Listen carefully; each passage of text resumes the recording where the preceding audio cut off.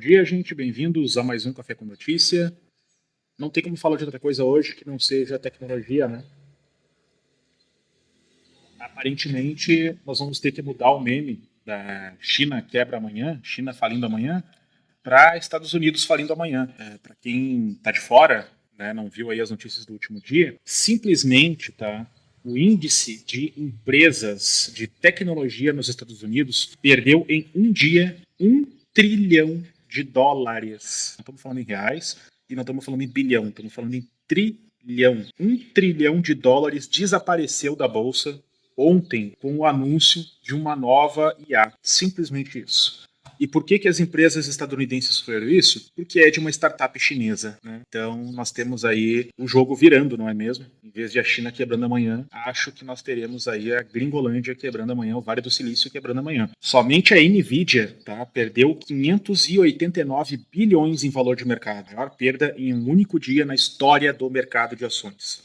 Por que a Nvidia? O ChatGPT e outras IAs que são, enfim, construídas e treinadas no Vale do Silício, elas utilizam muita GPU, utilizam chips gráficos para poder fazer o processamento e, enfim, buscar as informações, alimentar a IA e dar a resposta. Elas usam processamento de GPU para isso. E a NVIDIA é uma das maiores fabricantes de GPUs do mundo. Eu mesmo uso uma placa de vídeo NVIDIA, muitos de vocês provavelmente sim também. Eu vou ler rapidinho aqui uma matéria do Globo que saiu sobre esse tema, tá? Por quase 2 anos, tecnologias de IA têm sido presente contínuo para os investidores em ações. Nos Estados Unidos, né? O índice Nasdaq 100, que reúne as principais empresas de tecnologia estadunidenses, subiu 92% desde o início de 2023, adicionando mais de 14 trilhões em valor e gerando bilhões para um punhado de executivos, fundadores de empresas de tecnologia. Mas hoje, em apenas um dia, os bolsos desses investidores e empreendedores sofreram um duro golpe. Tadinhos, né, gente? Que barra. Poxa vida. Nasdaq 100 caiu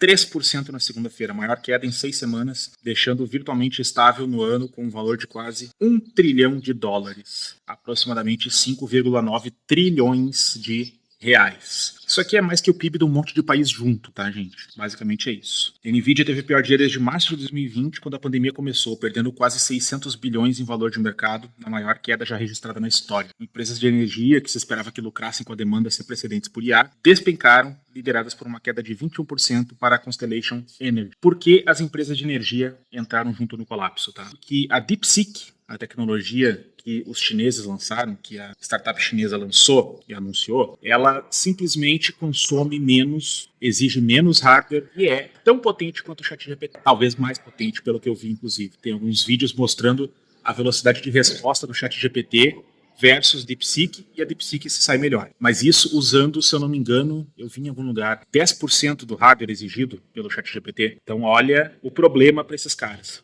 O que isso, em resumo, significa, né, para todo esse rolê? Eu não sei ainda se nós estamos presenciando uma nova crise de 2008. Acho que não, inclusive, tá? Porque essas coisas, especialmente na tecnologia, são muito voláteis. Mas, sem dúvida, estourou uma bolha do mercado, tá? Que é essa bolha da tecnologia, essa bolha tech, bolha dev, o mercado estourou.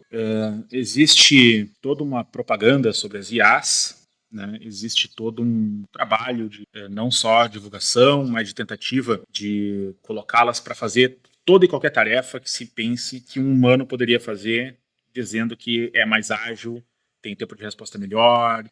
Pois bem, isso já está gerando, né, com certeza, muito desemprego. E não é uma questão exatamente de, vamos rejeitar a tecnologia em função do trabalho. Não, a gente precisa de alternativas e a gente precisa fazer as coisas com calma. Mas o Vale do Silício não é muito conhecido por sua calma para implementar nada. Eles querem mais atropelar todo mundo. Então, o que vem acontecendo é isso, né? Um grande fluxo migratório de trabalho e de empregos em função da implementação de IAs para execução de diversas tarefas que envolvam, enfim, todo tipo de desenvolvimento, inclusive, e não só desenvolvimento, parte gráfica e tudo mais.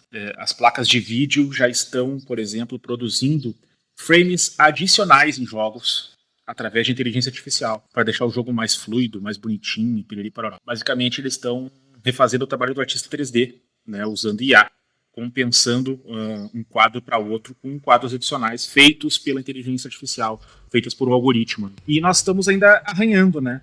Estamos ainda arranhando a potencialidade disso, porque essas IAs, elas não são bem inteligentes ainda, né? Vamos falar sério. São bem burrinhas, para falar a verdade. E, acima de tudo, essas IAs exigem infraestrutura bizonha, tá? Exigem servidores para alimentá-las. Ou seja, não tem nada de inteligente nisso. É simplesmente um programa, né, rodando uma caralhada de informação planilhada. O trabalho de uma IA atualmente é esse, tá? É saber alocar informação no servidor e saber recorrer a ela rapidamente.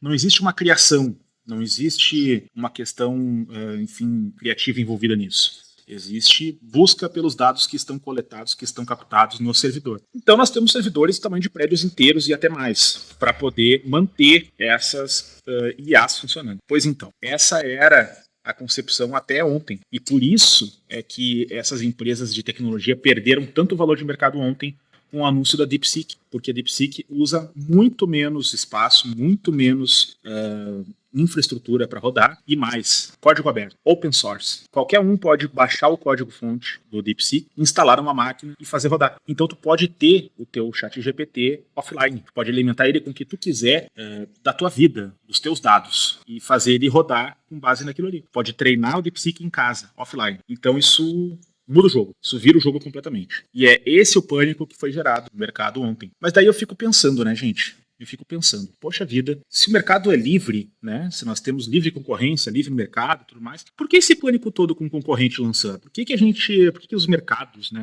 Os mercados, né, ficam tão oriçados, tão nervosinhos e perdem tanto valor no momento que um novo concorrente aparece, uma tecnologia talvez mais robusta, com menos custo, menos consumo de energia, né? Por que isso é um problema? É um problema porque em dois fatores. Primeiro, não existe livre mercado, né? Existe uma guerra de monopólios e oligopólios para tentar obliterar os pequenos. Segundo, porque é a China, né? Então, a gente tem aí que colocar tudo isso em perspectiva e analisar para entender o motivo desse pânico no mercado, né?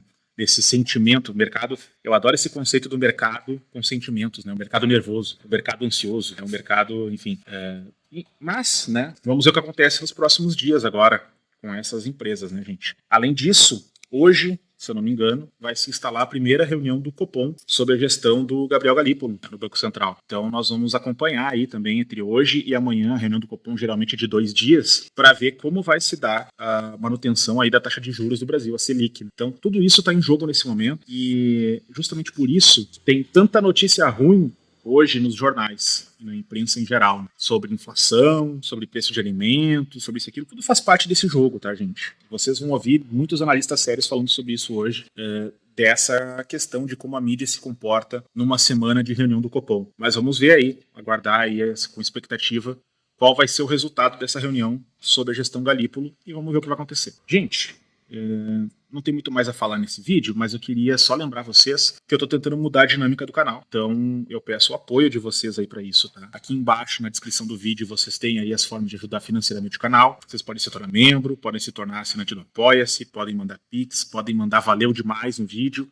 que é como se fosse um superchat de live. Eu estou reduzindo o número de lives agora para tentar ajustar minha rotina. A partir da semana que vem eu volto de férias, então não tenho como manter esse ritmo que eu tava. Então a partir de agora nós teremos live 2 dias por semana, tá? Será quartas-feiras às 22 e sábados às 18. Então, por enquanto, esse é o formato, né? É claro que isso pode mudar com o tempo, mas eu vou testar dessa forma por enquanto. E vai ter vídeo diário igual, seja corte, seja café com notícia, seja qualquer outro tema que apareça, que eu acho que eu preciso fazer um vídeo. Inclusive react gravado, talvez eu consiga fazer em algum momento também, tá? Mas eu só pedi para vocês para se manterem ligados aqui no canal e ajudar aí a gente como vocês puderem, tá? Espalhar ajuda, deixar like ajuda, comentar ajuda muito.